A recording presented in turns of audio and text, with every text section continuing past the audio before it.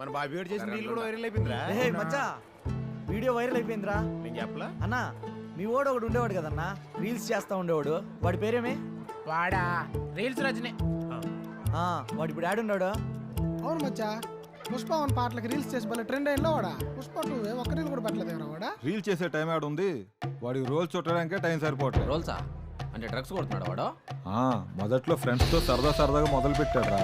తర్వాత దానికి అడిక్ట్ అయ్యి అప్పులు పాలైపోయి ఇంటి కూడా పోకుండా వీడు ఆడ పడితే ఆడ పడి ఉంటున్నారు. పాపం అలా అమ్మని చూస్తే జాలేస్తుందిరా.